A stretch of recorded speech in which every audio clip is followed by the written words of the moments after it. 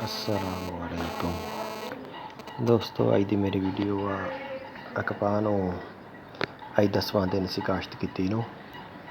मैं क्या वीडियो बना के दोस्तों नाल शेयर करदा। आ देखो माशाअल्लाह पूरी जमी आ ते बहुत ज़बरदस्त बढ़ोतरी करन डई आ। तुरी बहुत चंगी आ, जिन्हें कहते ना ग्रोथ बहुत ज़बरदस्त होण डई आ।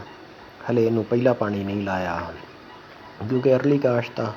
अगेती काश्त की अगेती काश्त में जे पानी छेती ला दईए तो फिर जड़ जी है कमज़ोर होंदी आ, बहुत नाजुक होंदी आ कपाह दी ना।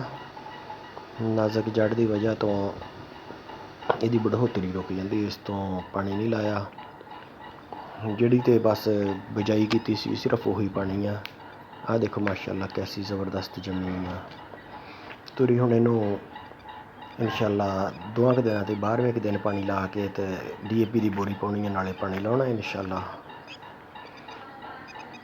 तो होर फिर इनू जिदण थोड़ी जी वत्ता रही तो फिर इनू इंशाअल्लाह सारी नू छड्राई करके तो छड्राई इहदी मुकम्मल कर देनी है। एक पौधा कर देना ताकि सही जिस तरह इसकी ज़रूरत आ जिहड़ा जिन्हें फल चकना ना जिहड़े पौधे ने उही खुराक लवे, होर नूं खुराक ना लवे।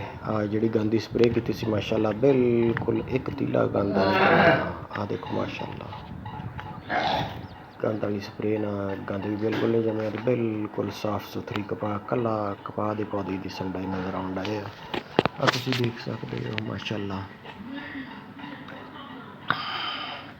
ये J5 बीज आ।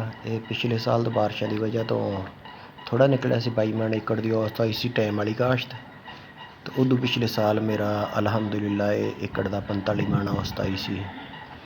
इस साल अगेती बीजी है, अल्लाह की ज़ात तो बहुत उम्मीद है इंशाअल्लाह 60-70 मन तक जाऊगी। अल्लाह पाक बेहतरीन रिज़क देने वाला, अल्लाह पाक ने रिज़क देना है। बाकी बंदे दे हत्थ चा कला पानी लाउणा तो खुराक पाउणा, बाकी फल फूल अल्लाह ने लाउणे आ, अल्लाह की मर्जी है। इस तरह दीयां होर वीडियो देखने लिए सारे दोस्त मेरे चैनल को सबसक्राइब कर लो, नाल घंटी वाले बटन को भी नप दिओ। जज़ाकुमुल्लाह खैर।